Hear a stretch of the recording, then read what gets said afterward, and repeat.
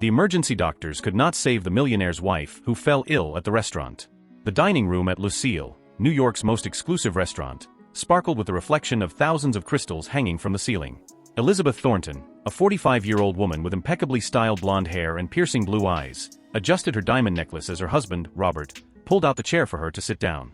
"Honey, you look stunning tonight," Robert whispered, his smile not reaching his cold eyes. Elizabeth forced a smile, feeling a knot in her stomach. "Thank you, Robert. You look very elegant yourself." The waiter approached, bowing respectfully. "Good evening, Mr. and Mrs. Thornton. May I suggest our tasting menu tonight?" Robert nodded, without even looking at Elizabeth. "Yes, and bring the best bottle of Chateau Margaux you have." As the waiter walked away, Elizabeth felt a wave of nausea. She took a deep breath, trying to compose herself. The air felt heavy, suffocating. "Are you okay, sweetie?" Robert asked, his voice thick with fake concern. "You look a little pale." Elizabeth swallowed hard, feeling beads of cold sweat forming on her forehead. I don't know. I'm suddenly not feeling so good." She looked around the room, the lights seeming brighter and brighter, almost painful. The sounds of conversation and silverware clinking against fine china blended into a deafening hum. "Robert," she gasped, her voice shaking, "something is wrong." At that moment, a sharp pain shot through her chest, making her arch her back. Elizabeth grabbed the edge of the table, knocking over her glass of water. The liquid spread across the pristine white tablecloth like a dark omen. "Elizabeth!" Robert exclaimed, finally showing a spark of genuine emotion. He stood up abruptly, his chair falling back with a crash that echoed through the now silent hall. The other customers turned to watch, some with morbid curiosity, others with genuine concern. Elizabeth could feel their gazes, intensifying her sense of panic and desperation. "Someone call an ambulance!" Robert shouted, his normally controlled voice now shaking with fear. Elizabeth tried to speak, but the words wouldn't come out. His vision began to darken at the edges, the world around him spinning violently. She could hear distant voices, muffled screams, but everything seemed to be moving away. As she struggled to breathe, a terrible thought crossed her mind. Is this how it all ends? Here in this restaurant, with so many secrets still unrevealed. The last sound Elizabeth heard before losing consciousness was Robert's anguished cry, "Elizabeth, don't leave me. Please, not now." And then, silence. The shrill sound of the ambulance siren cut through the Manhattan night air as an unconscious Elizabeth was rushed to the hospital. Robert followed close behind in his Bentley, his knuckles white from gripping the steering wheel. His mind wandered to the past, to the moments that brought him here. 5 years before. "You can't do this to me, Elizabeth," Robert shouted, throwing a glass of whiskey against the wall of his mansion's office. Elizabeth, shaking but with determination in her eyes, replied, "I can't take it anymore, Robert. This marriage is a sham. A hoax," he laughed bitterly. "It's what maintains your lifestyle, darling. Or have you forgotten where you came from?" His words hit her like a slap. Elizabeth closed her eyes, remembering the poverty of her childhood, the nights without dinner, the biting cold of unheated winters. I know," she whispered, her voice breaking. "But at what price, Robert? At what price?" Robert approached, his eyes as cold as ice. "The price is your loyalty, Elizabeth. Your obedience. Your silence." At that moment, Elizabeth felt something inside her break. She lifted her chin, facing her husband. "What if I refuse?" A cruel smile formed on Robert's lips. "Then, my dear, you will find that there are worse things than poverty." Back in the present, Robert abruptly parked in front of the hospital. He rushed to the emergency entrance, where he saw doctors struggling to stabilize Elizabeth. "What is happening?" he demanded, barely concealed panic in his voice. A young doctor, Dr. James Carter, turned to him. "Mr. Thornton, your wife is in critical condition. We need to run some tests immediately." As Elizabeth was led inside, Robert stayed behind, his face a mask of worry. But behind the anxious eyes, a calculating mind worked furiously. In the hospital room, Elizabeth fluctuated between consciousness and unconsciousness. In her moments of lucidity, fragments of memory assaulted her. A whispered conversation in a dark hallway. "She knows too much, we need to act now." "Are you sure? This can't be reversed. It's her or us. Do whatever is necessary." Elizabeth struggled to open her eyes, to speak, to warn someone. But his body didn't respond. She could feel the presence of people around her, hear the constant beeping of machines. "Doctor." Carter frowned as he looked at the test results. "That doesn't make sense," he muttered. "What doesn't make sense?" Robert's voice sounded behind him, making him jump. The doctor hesitated, looking from Robert to Elizabeth. Ear. Thornton, your wife's symptoms. They are consistent with poisoning. Robert's face paled. Poisoning? But how? At that moment, Elizabeth opened her eyes, her gaze meeting Robert's. For a brief moment, a silent understanding passed between them. Elizabeth tried to speak, but only a weak moan escaped her lips. Doctor. Carter leaned over. Mrs. Thornton, can you hear me? Do you know where you are? Elizabeth gathered all her strength. In a barely audible voice, she whispered, Robert, why? The heart monitor began to beep frantically. Doctor. Carter screamed for help as Robert backed slowly toward the door, his face a mix of shock and something else. As the medical team fought to save Elizabeth, a nurse noticed something strange. Doctor, look at this, she said, pointing to a small mark on Elizabeth's arm. Dr. Carter examined the mark, his eyes widening with realization. He turned quickly, but Robert was already gone. In the hallway, Robert hurriedly walked towards the exit, his phone already in his hand. It's done, he muttered to someone on the other end. But we have a problem. Elizabeth's heart struggled to keep beating as the medical team worked frantically around her. Doctor. Carter, with beads of sweat running down his forehead, shouted orders to his team. We need more epinephrine. Quick. Elizabeth, caught between life and death, found herself plunged into a vivid memory. 2 years ago, at a charity party, the ballroom sparkled with the sparkle of evening gowns and the clink of champagne glasses. Elizabeth was smiling, greeting the guests, when her eyes met those of a man across the room. David Mitchell, an investigative journalist. Their eyes met for a moment too long. Robert, ever vigilant, noticed the exchange. Later that night, Elizabeth found David in a secluded corner of the garden. Mrs. Thornton, David whispered, his voice urgent. I need to talk to you. It's about your husband. Elisabeth fällt her Hart quicken. What about him? The foundation's donations. It's not all it's cracked up to be.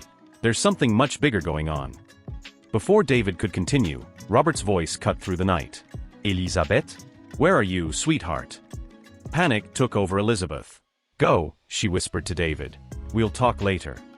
Back in the present, Elizabeth's heart monitor made an alarming sound. We're losing her, shouted a nurse. Doctor.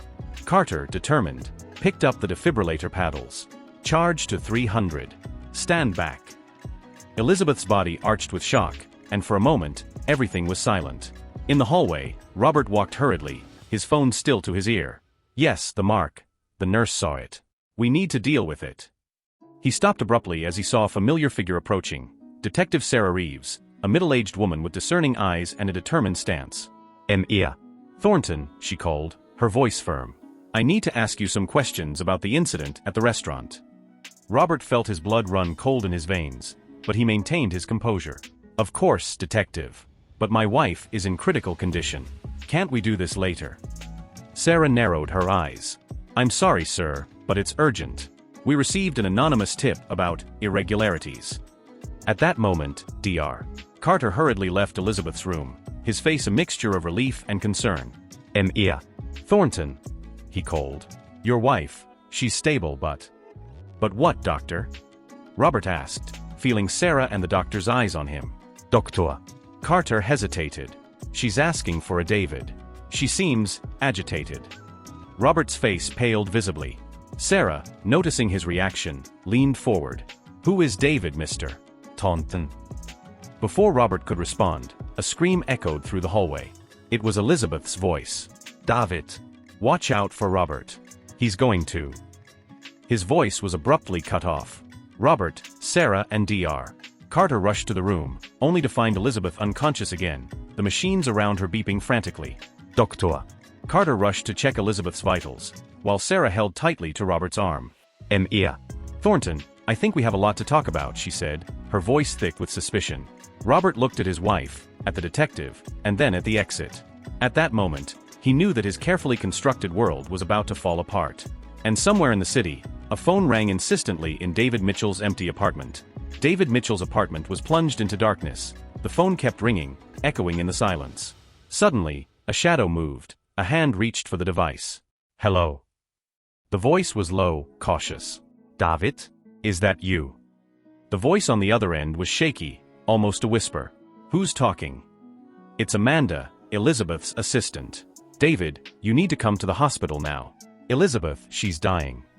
David's heart skipped a beat. What? How? I'm not sure, but I think Robert. David, I'm afraid. There are strange people everywhere. I'm on my way. Amanda, be careful. David hung up, his body shaking. Memories flooded his mind. 6 months ago, in a discreet cafe, Elizabeth slid an envelope under the table. Here's everything I could gather about the Foundation's activities. David, this is bigger than we imagined. David took the envelope, his fingers brushing Elizabeth's for a moment. Elizabeth, are you sure? This could be dangerous. Her eyes glittered with determination and fear. I can't live like this anymore, David. Robert, he's not who I thought he was. Back in the present, David was running through the streets of New York, his heart hammering in his chest. Upon arriving at the hospital, he saw a chaotic scene. Police surrounded the entrance, reporters crowded, flashes went off. In the midst of the confusion, David spotted Robert being escorted by 2 detectives, his face a mask of suppressed fury. You don't understand. Robert screamed. They're trying to frame me. David slipped away, avoiding being seen, and managed to get into the hospital. In the hallway outside Elizabeth's room, he found Amanda, pale and shaking. David, thank God you came, she whispered. How is she? Barely. The doctors, they don't know if she'll survive the night. At that moment, Dr. Carter came out of the room, his face serious. Who are you? He asked, looking at David suspiciously. If you like stories like this, subscribe to the channel. There will always be new videos, and you won't want to miss any of the excitement. I'm a friend, David replied, hesitantly. The doctor frowned. Well, friend, Mrs. Thornton is asking for you.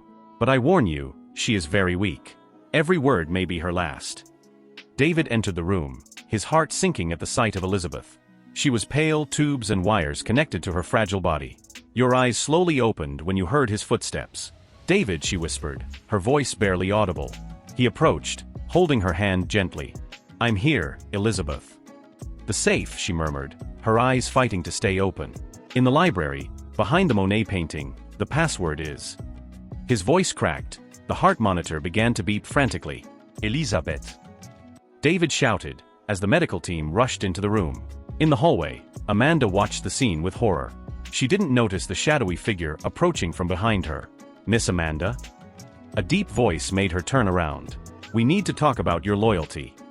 The man held something in his hand. Something that glowed under the hospital's fluorescent lights. Inside the room, doctors struggled to stabilize Elizabeth. David was pushed out, his world spinning. Suddenly, a scream echoed through the corridor. David turned, only to see Amanda disappear around the bend, pursued by a man in a dark suit. At that moment, David realized that the conspiracy was much bigger and more dangerous than he had ever imagined. And now, with Elizabeth fighting for her life and Amanda in danger, he was alone against forces he barely understood. The sound of hurried footsteps reached his ears. Someone was coming. David had seconds to decide, run after Amanda or stay with Elizabeth. David's heart hammered in his chest as he made his split-second decision. With one last anguished glance at Elizabeth's bedroom door, he darted down the hall in the direction Amanda had disappeared. Amanda! He shouted, his voice echoing off the sterile walls of the hospital. Turning a corner, he glimpsed the man in the suit dragging Amanda towards an emergency exit. The terror in her eyes was palpable. David, help! She shouted, her voice thick with panic. The stalker turned, his cold eyes meeting David's. In one fluid movement, he pulled out a gun. David dove behind a cart of medical supplies, just as the first shot echoed down the hall. Panicked screams filled the air, and chaos ensued. Think, David, think, he muttered to himself, his heart threatening to jump out of his throat. At that moment, a memory flashed in his mind. 3 months ago, in a secluded park. If anything happens to me, David, Elizabeth said, her voice shaking slightly, go to Detective Michael Brennan. He's the only one we can trust. Back in the present, David took advantage of the confusion to grab his cell phone.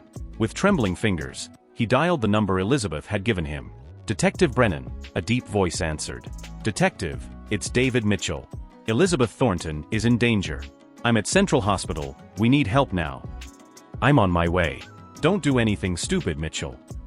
David hung up, taking a deep breath. The sound of approaching footsteps made him flinch even more. I know you're there, Mr. Mitchell, the suited man's voice sounded, cold and calculating. Why don't we make things easier? Come out and we'll talk like gentlemen. David could hear Amanda's muffled sobs. His heart sank. "Let go of her," David shouted back. "She has nothing to do with this." A dry laugh echoed through the hall. "Oh, but she's all about it. Just like you, Mr. Mitchell. You guys know too much." At that moment, the sound of sirens filled the air. The man swore softly. "It seems our time is up," he said. "But don't worry, we'll meet again."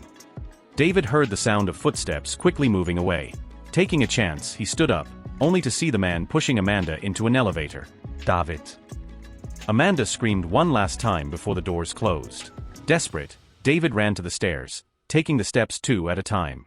His chest burned, but fear and adrenaline kept him going. When he reached the ground floor, he saw a black van pulling out of the parking lot. Through the back window, he glimpsed Amanda's terrified face. "No!" he shouted, falling to his knees on the asphalt. At that moment, a car stopped suddenly next to him. The window rolled down, revealing a middle-aged man with sharp eyes. "Mitchell? I'm Detective Brennan. Come in now." David hesitated for a second, looking back at the hospital. Elizabeth. He murmured. "She's safe for now," Brennan said urgently. "But if we don't act now, we'll miss our only chance to figure this all out. Make up your mind, Mitchell." With a heavy heart, David got into the car. As they sped behind the van, he couldn't help but think about Elizabeth, fighting for her life in the hospital, and Amanda, whose fate was now uncertain. "Where are we going?" David asked, his voice shaking. Brennan glanced at him sideways, her eyes hard as steel. "To the eye of the storm, Mitchell. I hope you're ready for the storm." The car sped off into the New York night, bringing David into a confrontation that would change his life forever. Detective Brennan's car snaked through the streets of New York, chasing the black van carrying Amanda. David felt every beat of his heart like a war drum in his chest. "Faster," he pleaded, eyes fixed on the receding van. Brennan growled, pressing the accelerator. "Mitchell, I need you to tell me everything. Now." David swallowed hard, the words coming out in a torrent. "The Thornton Foundation, it's all a front. Money laundering, influence peddling, maybe even worse.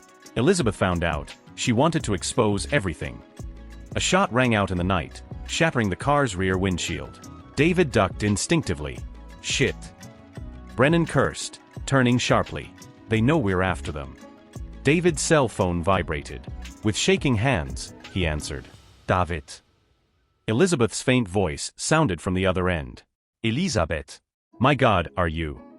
"There's no time," she interrupted, her breathing labored. "The safe. The password is redemption." David. "I tell you." The coal dropped. David felt as if his heart had been ripped out of his chest. Elizabeth? Elizabeth. Brennan glanced at him. "Mitchell, focus. Where is that safe?" David took a deep breath, forcing himself to focus. "In the Thornton mansion. Library, behind the Monet painting." At that moment, the van made a sharp turn, entering a narrow alley. "Drug." Brennan swore, braking sharply. "We can't follow them that way." David opened the door, ready to run out. "Wait." Brennan held him. "We have to be smart." Zemansion, Mitchell. That's where everything is resolved. Heartbroken between saving Amanda and finding out the truth, David reluctantly nodded. Minutes later, they arrived at the imposing Thornton mansion. The lights were off, an eerie silence hung in the air. "Stay behind me," Brennan instructed, drawing his gun. They snuck in, the tension palpable. In the library, David quickly located the Monet painting. "Here," he whispered, moving the painting to reveal the safe. With trembling fingers, he typed, "RDNCAO." The safe opened with a soft click.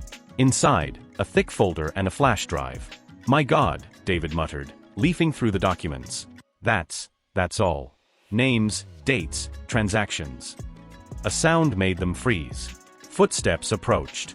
Well, a familiar voice echoed through the library. "Looks like we have some unexpected guests." Robert Thornton emerged from the shadows, a cruel smile on his lips. Behind him, 2 armed men dragged a gagged Amanda, her eyes wide with terror. Brennan aimed his gun. "It's over, Thornton. We have the proof." Robert laughed, a cold, humorless sound. "Evidence? Do you really think this matters? I'm untouchable." Not this time, a new voice joined the conversation. Everyone turned to see Elizabeth, pale and weak, leaning against the door. She was holding a cell phone. "It's all recorded, Robert.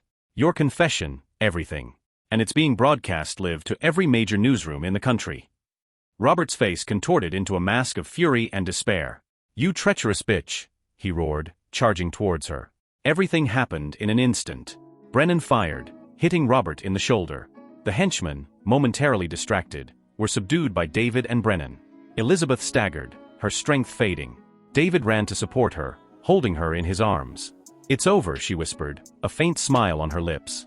"It's finally over." Sirens sounded in the distance, approaching quickly. David looked at Elizabeth, at Amanda being freed, at Robert groaning on the floor. "Yes," he replied, tears in his eyes. He finished. As the red and blue lights of police cars lit up the night through the mansion's windows, David realized this was not an end, but a new beginning. A beginning built on the ruins of exposed secrets and painful truths. And there, holding Elizabeth in his arms, he made a silent promise. From now on, only the truth would prevail in their lives, no matter the cost. If you like stories like this, subscribe to the channel. There will always be new videos, and you won't want to miss any of the excitement. If you like stories like this, subscribe to the channel. There will always be new videos, and you won't want to miss any of the excitement.